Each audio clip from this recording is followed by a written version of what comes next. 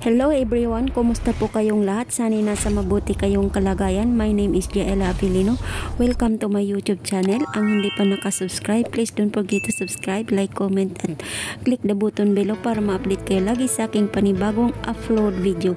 At nagpapasalamat ako sa palaging pagsubaybay nyo sa aking mga upload video. May mga bagong aral na naman tayong ibibigay sa inyo na kung paano ba na kahit na ikaw lang ay mag-isa ay nakakabuti para sa iyo. Dahil sa sobrang busy natin sa araw-araw, sa sobrang busy sa pagtatrabaho, nakakalimutan na natin ang maglaan ng oras sa ating sarili. Kaya ito ang isa sa mga dahilan kung bakit ikaw ay nai-stress. Hindi na natin ito nare-release, pero sa tawag ng ikaw lang ay nag-iisa, may iilang tao dito sa mundo na nakakaramdam ng guilty habang nag-iisa sila. Pero may ibang tao din na hindi nila gusto na nag-iisa. May ilang tao din dito sa mundo na kapag nag-iisa sila, nag-iisip sila na para bang ito ay kalungkutan, na wala man lang isang kaibigan sa kanila. Pero iba't ibang pananaw tayo sa ating buhay, iba't ibang pananaw sa ating mga sitwasyon. Ikaw ba, kung para sa'yo, masaya ka ba kung nag-iisa ka? Kung ako ang tatanungin sa part ng nag-iisa, oo, masaya ako kahit ako lang nag-isa. Kahit akong mag-isa sa day off ko. Alam nyo, pwede mo pag nilay-nilayin ang sarili mo, makapag-isip ka ng tama kahit nag-iisa ka lang. Kung busy ka sa trabaho, pagbigyan mo ng pansin ang buhay mo, bigyan mo ng laan ng oras na mapag-isa ka at mapagnilay-nilay mo, mapagtanto mo kung ano ba dapat ang gagawin mo sa iyong buhay, na lagi ka na lang nai-stress. Pero gusto ko lang i-share na ang pag-iisa ay kailangan din natin sa self-growth, sa ating personal development. Ang pagiging mag-isa at pagiging malungkot ay magkaiba. Dahil hindi lahat ng may kasama ay masaya. Ang pagiging mag-isa ay isang bagay na dapat hanapin natin ang ating sarili kung paano tayo magiging masaya kahit mag-isa lang tayo. Para na ito makita mo kung gaano ka kasaya kahit na mag-isa ka lang, na mabigyan mo ng buhay ang iyong buhay. At kung ang pagiging malungkot naman ay isa itong klaseng pamumuhay na naghihiwalay sa atin sa ibang tao. Ang isa ay nakakatulong sa ating pagiging maunlad, ang isa naman ay nagiging sagabal para tayo na ma-down ng ibang tao. Kaya ang ibig ko sabihin ay magkaiba sila, ang alone at ang lonely, or alone is not lonely. Masyado tayong busy sa pang-araw-araw nating pamumuhay. Kung ikaw ay napaka-busy tao araw-araw, dapat paglaanan mo ang sarili mo na mag-isa ka, na magbigyan mo ng oras ang sarili mo kahit mag-isa ka lang. Huwag puro trabaho. Mag-enjoy ka rin kahit minsan, para ma-realize mo sa sarili mo na masarap pala ang nabibigyan mo ng oras na ang sarili mo na kahit mag-isa ka lang. Hindi lang matatanda ang nangangailangan ng oras na mag-isa. Tayo ring mga kabataan ay dapat din natin paglaanan ang sarili natin na mag-isa lang tayo. Ako, nakita nyo naman, sa tuwing nagdi-day off ako, bibihira akong may kasama. Kasi alam niyo kung bakit? Mas gusto ko pang mag-isa. Kasi nagmumuni-muni ako sa buhay ko kung ano ang dapat kong gawin, kung ano ang marirealize ko pag ako lang mag-isa. Nalulungkot ba ako? Na naiinggit ba ako sa iba na wala akong kasama? Na nagsasaya ba yung iba? Ako hindi. Ako nakatambay lang sa ilalim ng kondo namin. Nagninilay-nilay ako sa aking sarili na dapat ba na palagi na lang may kasama sa tuwing nagde-day off ka sa buhay mo, na dapat ba lagi kang may kasama? Guys, kung para sa akin ang mag-isa ay mahalagang bagay sa buhay natin, na pagtuunan mo ng pansin na kahit ikaw lang mag-isa ay nagiging masaya ka. Sa pag-iisa kasi na wala kang kasama, nakikita mo kung ano ang layunin mo sa buhay. Nakikita mo kung ano ang pangarap mo sa buhay, at nakakabuo ka ng plano at nagiging successful ito kahit na mag-isa ka lang. Kung ihalimbawa ko naman ang may kasama ka, oo, palagi kang may kasama, pero enjoyment naman ang kailangan mo. Spend time, spend money, at gala doon, gala dito, at wala ng plano para sa sarili mo, kundi ang plano mo ilalaan mo na lang sa mga kaibigan mo. Hindi man lahat ha, pero mostly sa nakikita ko dito sa mundo, na ang lahat ay gusto lang gumala pag may pera. Barkada doon, barkada dito, inom doon, inom dito, disco doon, disco dito, sugal doon, sugal dito. Guys, no? Ako na-experience ko lahat yan, sa totoo lang.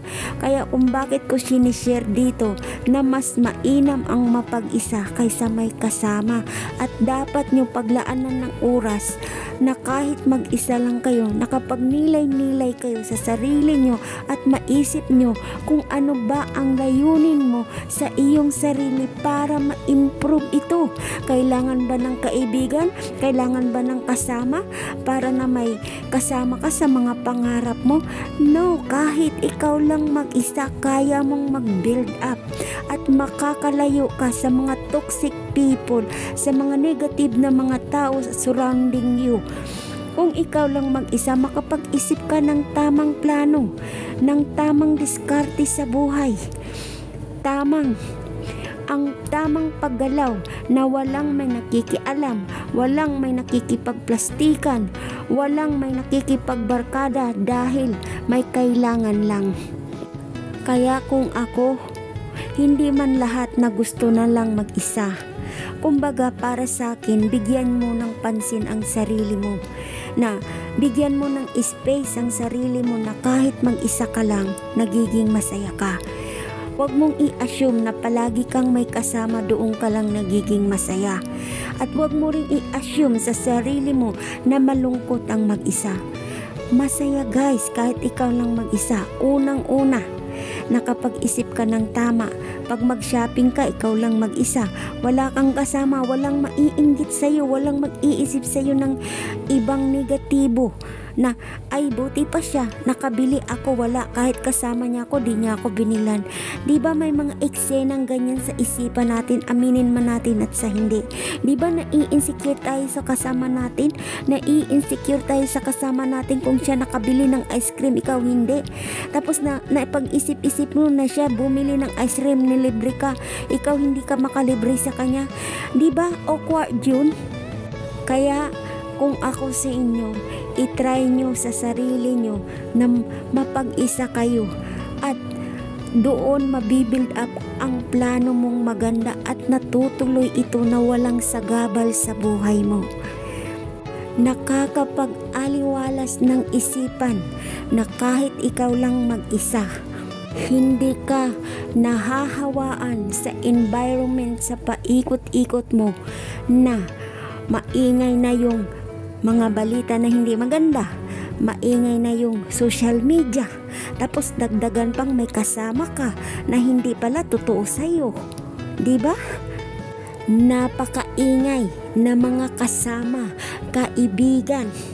Kaya paglaanan mo ng pansin ang sarili mo na kahit mag-isa ka lang, mag-i-enjoy ka. Ako, sa sarili ko, kahit nag-iisa lang ako, na-i-experience ko yung Excited ako na kahit mag-isa ako, nakakapag-isip ako ng tama, nakakabuo ako ng plano na walang sagabal. Nag-i-enjoy ako kahit ako lang mag-isa kasi nakapag-isip-isip ako ng tamang proseso sa mga plano ko sa buhay na hindi ko nasi-share sa iba. Kasi alam mo, pag minsan, pag may kasama ka, pag na-share mo yung mga pangarap mo sa buhay, ikaw nga na nag-share sa kanya, ikaw yung nahuhuli. Yung nasishiran mo ng mga plano mo sa buhay, siya ang nauuna. Alam mo kung bakit? Nahahatak nila ang energy mo. Nahahatak nila ang mga good idea mo. Kaya sila walang plano noon, nagplano sila at kinuha nila ang idea mo. Kaya minsan hindi na nakapagtataka na nangingibabaw sa tao ang inggit, selos, paninira, paggawa-gawa ng kwento para lang may pagkakwentuhan. Dahil sa negatibong iniisip ng isang kasama, isang katrabaho, isang kaibigan, o isang kapamilya mo. I-try nyo guys na kahit mag-isa lang kayo na wala kayong kasama, mag-i-enjoy ka, magiging masaya ka. Kasi kung ako, pag sa oras ng di-off ko, dyan lang ako sa ilalim ng kondo namin. Nanonood ako sa social media, gumagawa ako ng content, kumikreate ako ng mga content para mai-upload ako, nakakapag-isip ako sa sarili ko, nakakagawa ako ng plano, at nabubuo ko yung sarili ko na walang tensyon, walang chismis, wala akong nasagap na negatibo sa ibang tao, kundi ang sarili ko lang. Nagsusumba ako, nagbibidyo ako, inaaliw ko yung sarili ko para na hindi mahatak ng negatibo ang isipan ko. I-try nyo guys, masarap ang mag-isa kaysa may kasama. Oo, hindi man lahat ay gusto na mapag-isa. Lahat naman tayo ay gusto rin na may kasama. Pero kung pagnilay-nilayin mo ang sarili mo, kung tama man ako o mali sa sinasabi ko dito, i-try nyo once na mag-isa lang kayo. May mabubuo kayong pangarap o mabubuo nyo ang isang plano at walang magsasagabal dyan. Kaibigan mo, susuplahin ka, ay hindi yan, mali yung plano na yan. Ay hindi, bukas ka na magplano. Nandito pa nga ako, isip ka ng isip. Yung mga ganong tema na negatibo na ang in-apply niya sa isipan mo at sa oras mo. Kaya paglaanan mo ng oras ang sarili mo para mapag-isip-isip mo kung ano ang dapat mong gawin sa buhay mo na hindi ka nahihirapan, na hindi ka naguguluhan, at magaan ang sistema ng buhay mo kapag mag-isa ka lang. Kung nalulungkot ka, magpa-music ka, magbasa ka ng Bible. Ganun lang guys.